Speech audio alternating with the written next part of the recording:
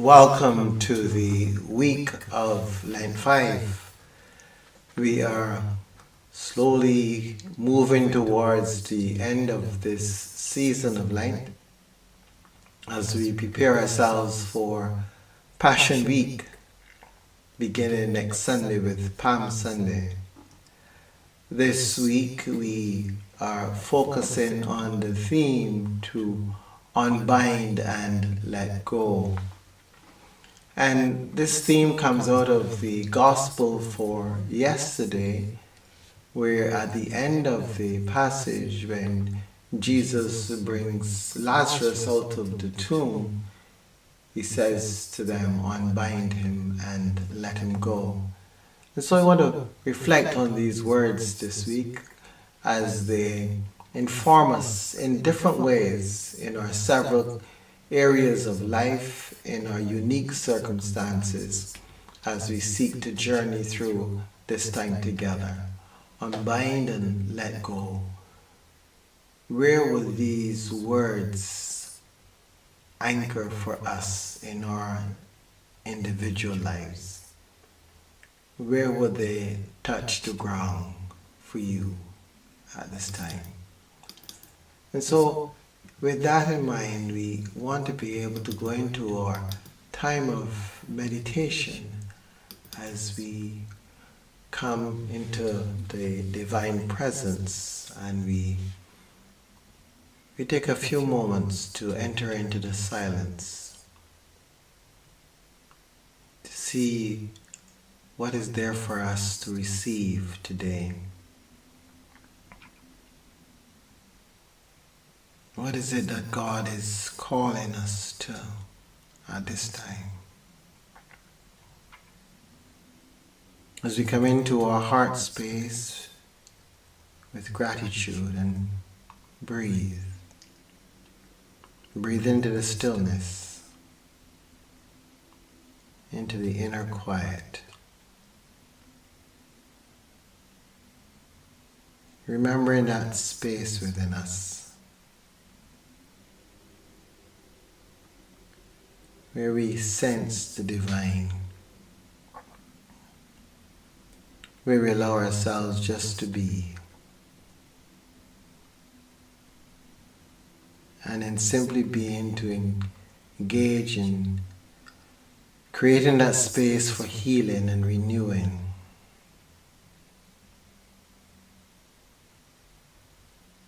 What a joy to be still.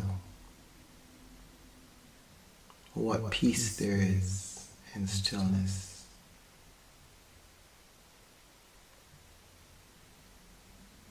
Reminding us of who we really are and helping us to journey.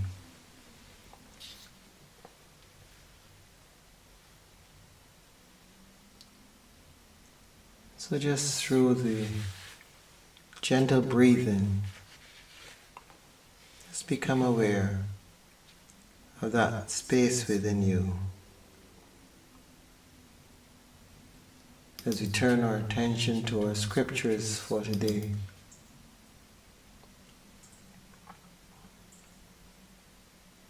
As Jesus walked along, he saw a man blind from birth. His disciples asked him, Rabbi, who sinned, this man or his parents, that he was born blind? Jesus answered, neither this man nor his parents sinned. He was born blind so that God's works might be revealed in him.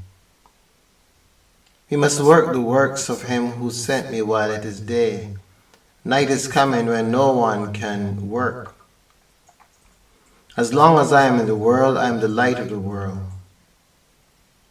When he had said this, he spat on the ground and made mud with his saliva and spread the mud on the man's eyes, saying to him, go wash in the pool of Siloam, which means sent.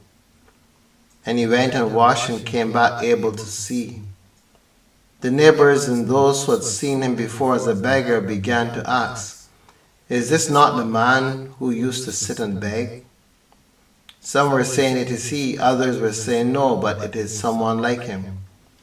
He kept saying, I am the man.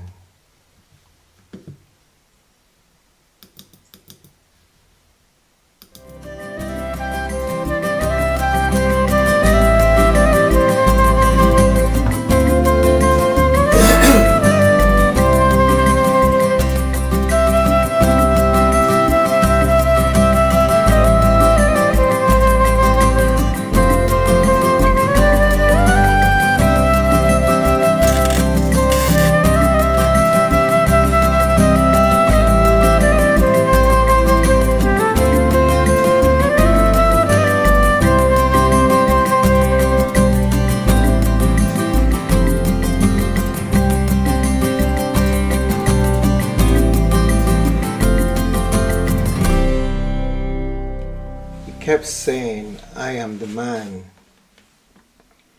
They weren't sure that it was him. They had created a box for him. He was the blind man, he was the beggar. And even though now he was able to see, there was confusion. Is this he, or is it somebody like him? How we love to put persons in boxes, and how difficult it is for us to let go of our precepts, our ways of thinking about persons, about circumstances. The passage begins with Jesus being asked by his disciples, who sinned, this man or his parents? Thereby attributing the condition of blindness to sin. There's so many things that through the millennia we have attributed to sin. Various experiences that individuals come into the world to have and to explore. But we have in our minds that everyone is supposed to be as we are, however that we is defined. Whomever is the, one would say, whomever is the standard for the community. There's always a standard. Complexion, hair quality, built. There's always a standard. And whoever is not lined up to that standard is looked down upon. And if it is that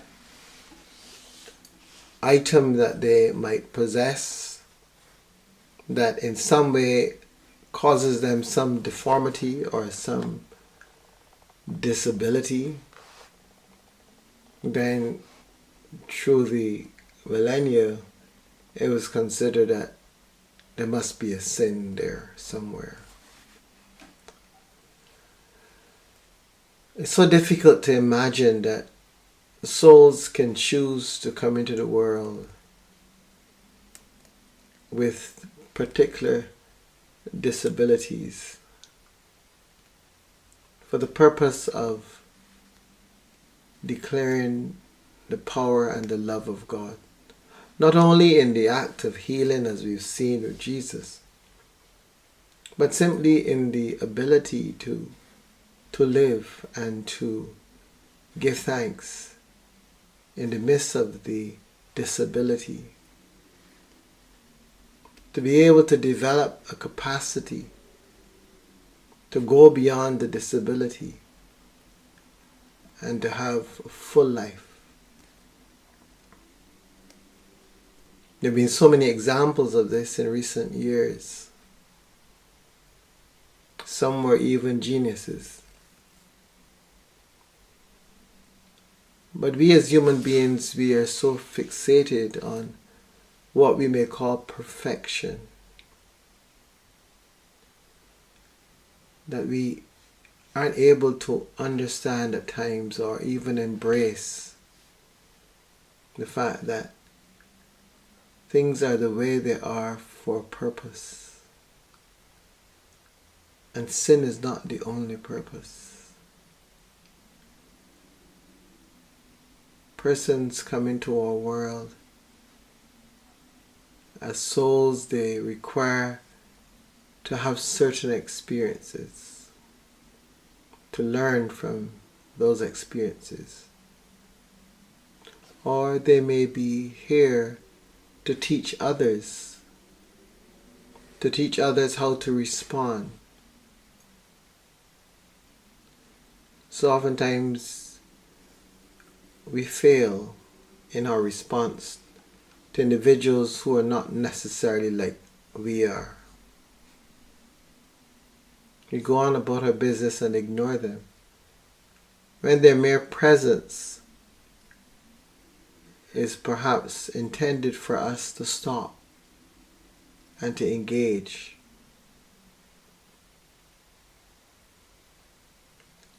But our world, which is so based on perfection, even though we know it's an imperfect world, our world has little time for those who do not make it to the mark. And so in a sense, persons are bound. They're bound, they're labeled, they're excluded, they're left behind.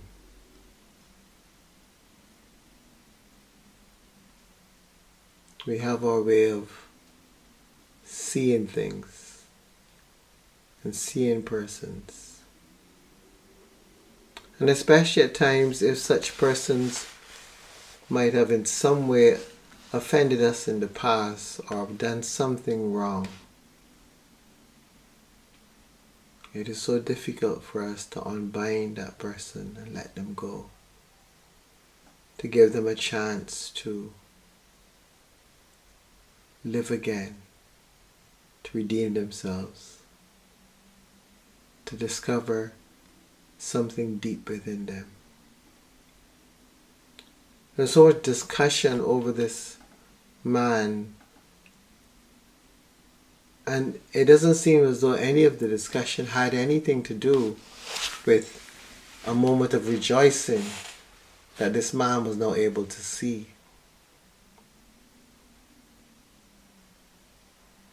Do we miss the point of these experiences? In an effort to prove that we are better than, have we missed the point? Have we missed the very thing that would help us in our own growth and becoming?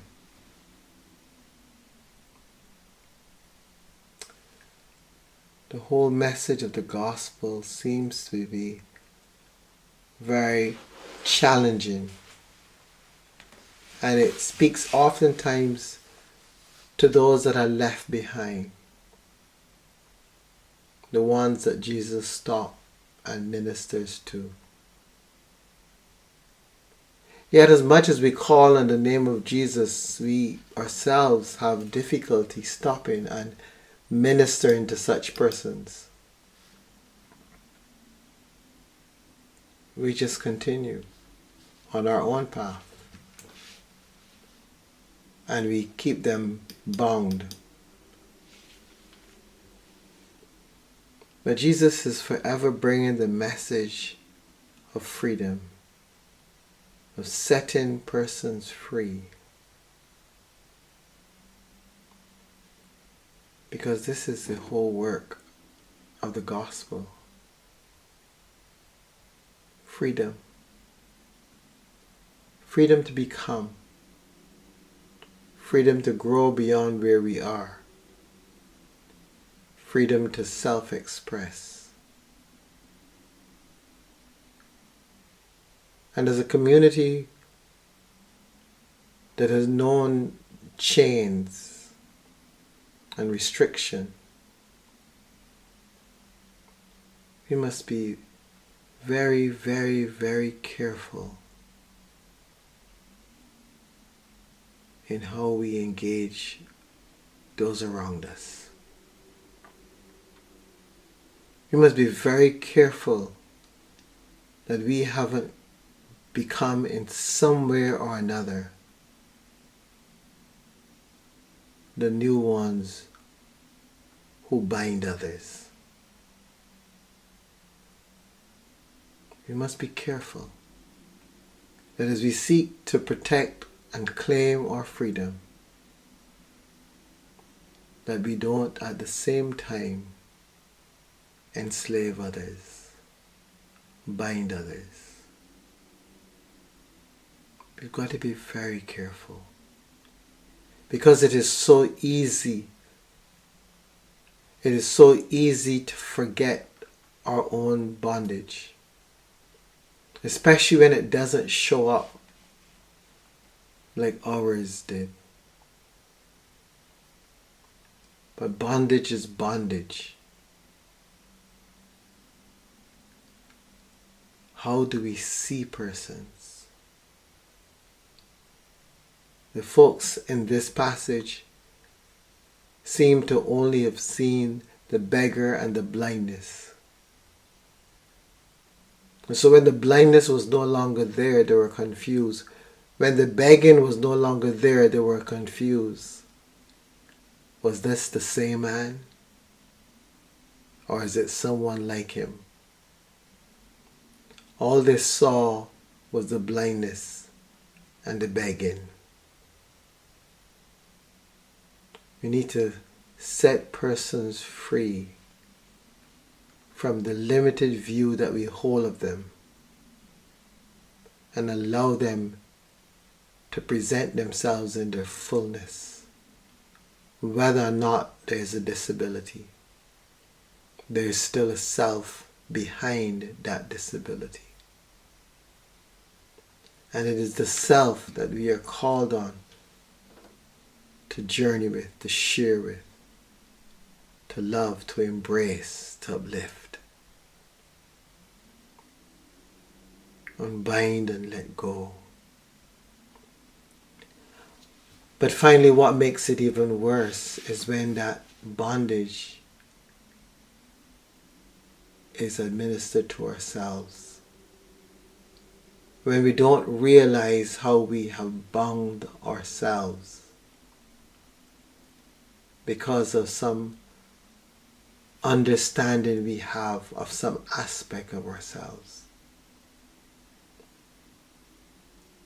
And we define ourselves by this. And we walk with it. Like men of old and women of old walk with shackles. And we carry those shackles with us. And the ball and chain with us wherever we go. And we think it is okay. But it is not okay. We were not born to walk with shackles and ball and chain. We were born to be free. And as we go through the various challenges of life, our task must always be the importance of setting ourselves free from locked-in opinion of others and locked-in opinions of ourselves. Opinions that don't give life, but take life and reduce persons to objects. Unbind and let go.